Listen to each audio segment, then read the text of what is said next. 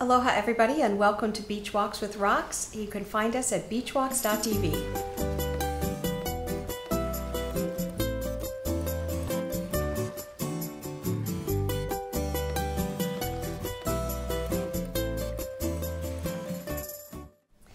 Well, those of you who are longtime Beach Walks fans know two things. You know, one, that we did an interview with Jeffrey Deskovic back several years ago when I was at the Pod Camp New York City. We filmed it in Manhattan.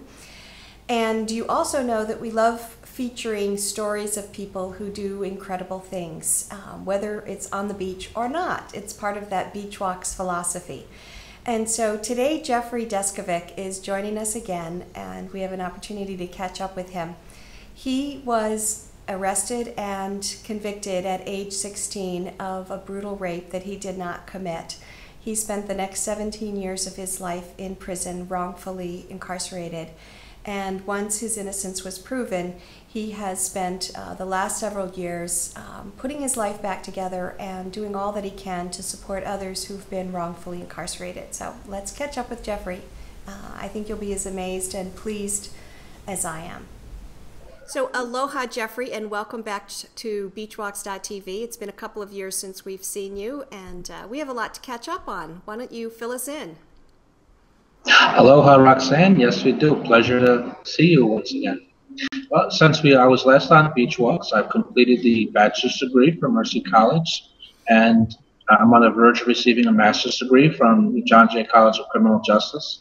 I'm just finishing up the second rewrite of the thesis, which is on wrongful convictions.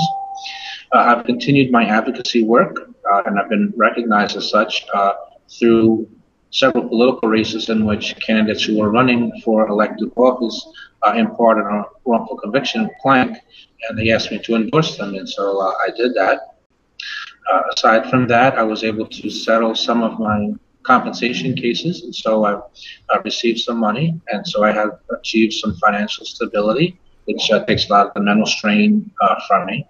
And I've contributed $1.5 million to start the Jeffrey Deskovic Foundation for Justice. That is wonderful news. I didn't realize the dollar amount there. That is fantastic. And that's what your rollout breakfast is about on March 16th, right? Exactly. Yes. Having a breakfast spread. We've invited a lot of people to come and see the office, meet the staff. Our foundation has 4 prongs. Firstly, to raise public awareness, to seek legislative changes to make the system more accurate so people aren't wrongfully convicted, to help exonerate people both in DNA cases and non-DNA, which is important because DNA is only around in 10 or 12% of all serious felony cases. And there's also the reintegrative component, in which we seek to help people put their lives back together after they've been cleared. And we also are committed to helping people on parole who want to transition to a crime-free life.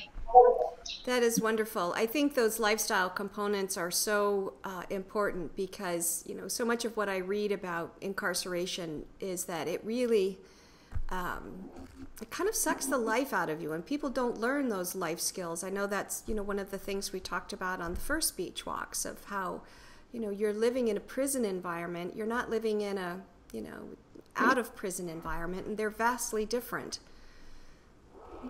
Definitely. It's you miss a lot of the life skills. You don't go through the normal cycle of life. Technology passes you by. You have to reconnect with both immediate and extended family. There's financial pressure. It's difficult to find meaningful employment lacking the same level of experience other job applicants have. So it's a lot to put a life back together after an experience like that. Well, how can our Beach Walks fans help you? Sure. Although I've given the organization a running start to establish ourselves, obviously I can't indefinitely sustain the organization on my own. So we need to get donors, people of significant means who can make contributions, but also people just of modest or average means.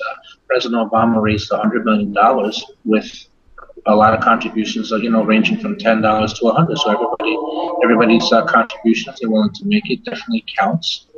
So those are ways in which people can assist the organization. If you're in the news media and you wish to write an article about the foundation, then that's a form of advertising that we really can't buy, and then that sets the stage for us to ultimately link with donors and even get grant applications.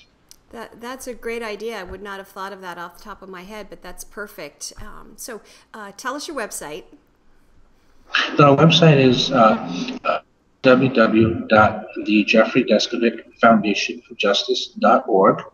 I also want to briefly celebrate. We had a important legislative victory here in New York.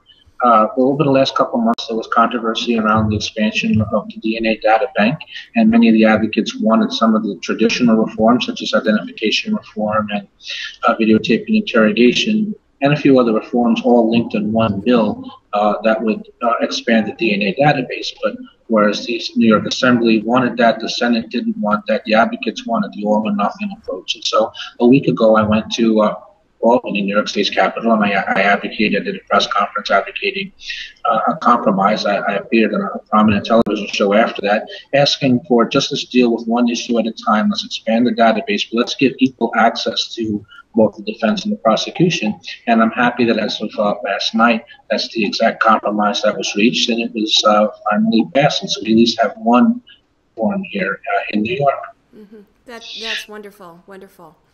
Well, thank you so much, Jeffrey. You really exemplify what the Beachwalks philosophy is about, which is that, you know, life is just this rich experience, and it's what we make of it. And you've certainly made lemonade out of your lemons in a most outstanding way and really inspirational way for all of us. So thank you for all that you do. It really does, you know, it's a great contribution to all of us, whether we've been incarcerated or not. To see how you live your life is really remarkable. So thank you so much, and let's get you out to Hawaii one of these days. Absolutely. Again, thanks so much for having me on, and it's always a pleasure to speak with you. Thank you so much. Aloha.